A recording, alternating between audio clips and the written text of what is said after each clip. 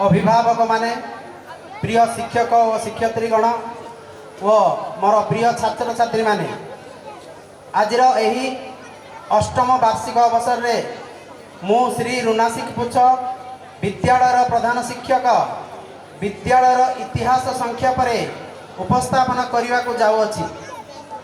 Saint John's residential English medium school मूल उद्देश्य साधुजन यही वाक्य उपर आधारित पुणी तुम्भे माने सत्य ज्ञात हेब व सही सत्य तुम्भ मान को मुक्त कर जहाद्वारा कि स्कूल रो नाम सेंट जॉन्स बोली रखा जाइथिला। एही उच्च चिंताधारा को नहीं 2013 मसीह मैनेजिंग डायरेक्टर तथा प्रेसिडेंट श्री अमूल्य रत्न पाणी व सेक्रेटरी श्रीमती सुनीता पाणी, vice president Shri Vidroh Singh sir, trust member Shri Runasik Puch, Sarveswar Dara, Solomon सूर्य एवं भागीरथी मंडल नायक यही 7 जनक नेतृत्व में न्यू लाइफ ट्रस्ट गठन करा जाइथिला। आम मानकर मुख्य उद्देश्य थिला लाइट टू द नेशंस। यही दृष्टिकोण से स्कूल टी आग को बढ़िबारे लागिछि। लाइट टू द नेशंस जाति मानक पई आलोक रो अर्थ होची सत्य, प्रेम, न्याय, आशा और अंधारु उद्धार संदेश समस्त लोकों पर्यंत पहुँचाइबा।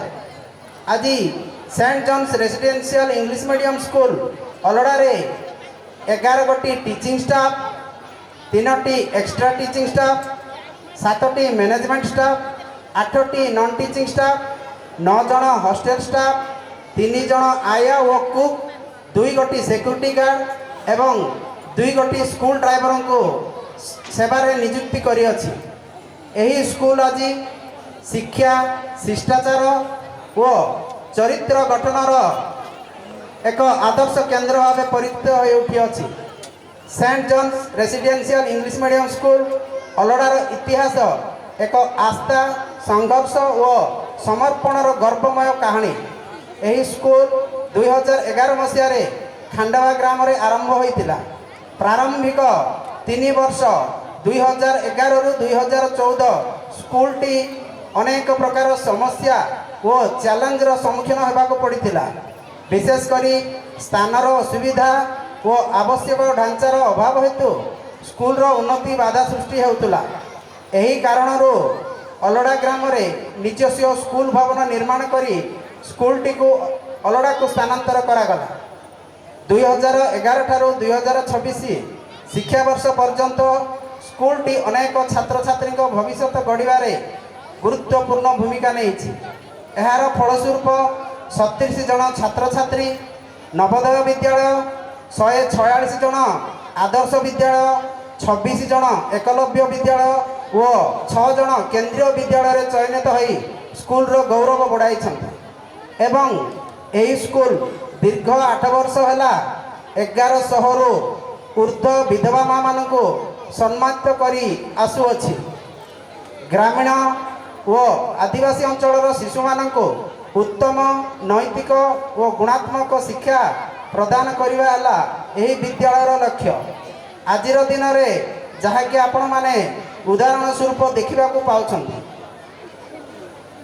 आरंभ में अल्प सुविधा व सीमित छात्र छात्री संख्या सह यात्रा आरंभ करथिले मध्य आज आमे शिक्षा, संस्कृति, क्रीड़ा व सहपाठ्यक्रम कार्यकलाप निरंतर उन्नति करी आसीअछु। एही विद्यालय सर्वप्रथमे 7 गोटी पिला को नहीं आरंभ करिथिला, किंतु शिक्षार उन्नति रे वर्तमान आज 311 जन छात्र छात्री अध्ययन करुछन्ति।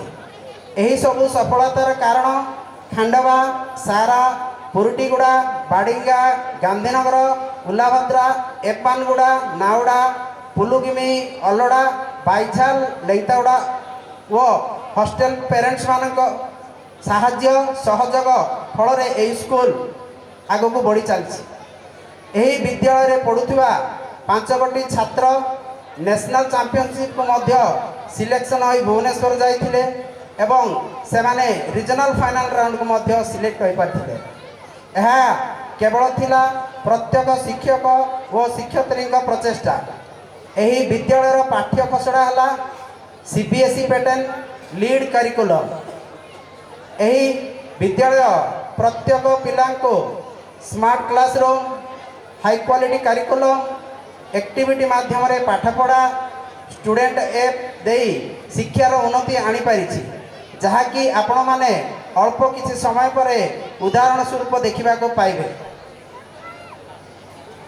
आम विद्यालय शिक्षक मंडली अत्यंत परिश्रमी व निष्ठाशील, सेमानंकर निरंतर प्रयास व अभिभावक मानकर सहयोग फल आज saint John's English medium school यही अंचल एक परिचित और विश्वस्त शिक्षा केंद्र भाव परिचित हो पारिछि। प्रति 6 मासरे थरे पिला माने मेडिकल सुविधा पाई थांती। मु जदि कहबाक चाहे एनुअल फंक्शन रो प्रकृत अर्थ है पिला मानक भितरे लुचि रहिथिबा प्रतिभा को लोकंक सम्मुख को आनिबा। पिला माने जो समय एडमिशन करबा पई आसी थांती केवल गोटे भाषा रे आसी थांती, किंतु आजिर दिन में देखा पाइबे 5 गोटी भाषा को नहीं से माने प्रोग्राम करेंगे, यथा इंग्लिश, हिंदी, उड़िया, सौरा एवं तेलुगु। शेष यही सुंदर यात्रा रे सहयोग करिथिबा समस्त अतिथि, अभिभावक, शिक्षक व छात्र छात्री एवं ऑडियंस मान को मोर हृदयपूर्वक धन्यवाद। बुढ़ाई स्कूल आम देखीचु जे जो पिला माने प्राय नाच गीत करिथांती सेमानकु ही स्टेज रे पार्टिसिपेट करिवा पई चांस मिलता है, किंतु आजिर ही स्टेज रे 311 जन छात्र छात्री आपण मानक सम्मुख रे सेमानक कार्य को रखिबे। धन्यवाद।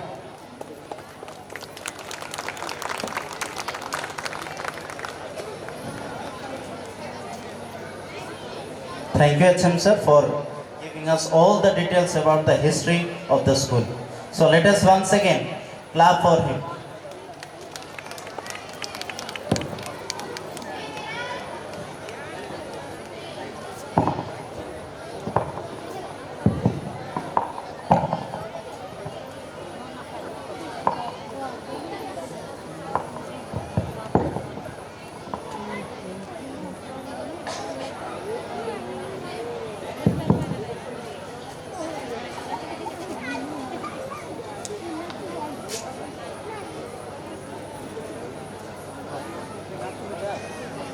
Technology is a great servant, but a poor master. Yes, really, mobile phone have become a part of our daily life, but overuse can slowly take control of our time, health and relationship. Through this great mobile dance, our star will present powerful message, mobile addiction, balance and responsible use of technology. So, without further ado, let us welcome our Gilliman group to come on the stage and perform thoughtful mobile dance with a big round of applause. Thank you.